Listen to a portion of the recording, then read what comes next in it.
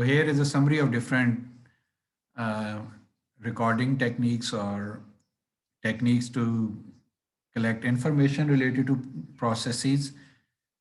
So if we want to capture complete sequence of manufacturing, we can use outline process chart, we can use flow process chart, or we can use flow diagram, especially if there is assembly involved, then we use outline process chart. If we want to depict only the flow of the material or worker, and especially focusing on the five elements of a process, that is operation and inspection, transportation, delay, and storage, then flow process chart really gives us useful information.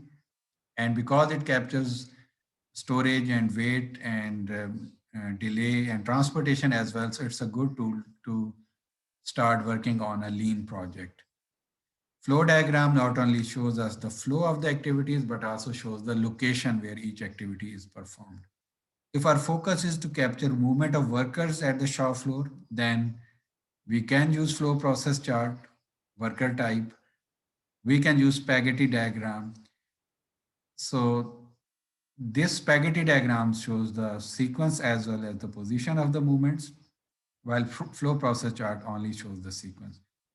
Or if we are interested only in the frequency of movements, then travel chart can be used. And both these used in combination can give us information about the frequency of movements as well as the location where different movements are taking place.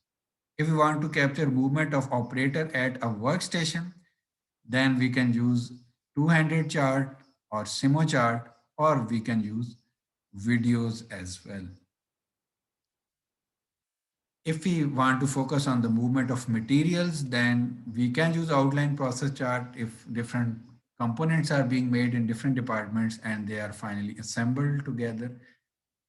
Flow process chart material type can also be used. We can use the flow diagram, we can use the spaghetti diagram, and we can use the travel chart. And of course, we can use a combination of these, like we can use flow process chart in combination with spaghetti diagram to not only know the sequence, but also the position of different activities. Or we can use, for example, spaghetti diagram and travel chart in combination. If we want to know details about the workplace layout, then we can use the flow process chart. Now, flow process chart does give us the information about the flow, but at the top, we generally draw the rough layout of the workplace as well. Two-handed chart can also be used to get some idea about the workplace layout, because generally it is recommended to draw the layout of the workplace at the top of the chart. And same is true about multiple activity chart, Simo chart, and flow diagram. And especially flow diagram directly gives us information about the workplace layout.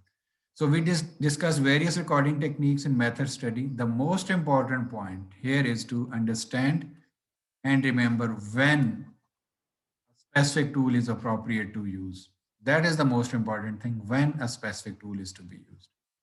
And secondly, of course, we do need to know how a specific tool is used, but that is simpler part of the decision. The important is to know when a specific tool is to be used.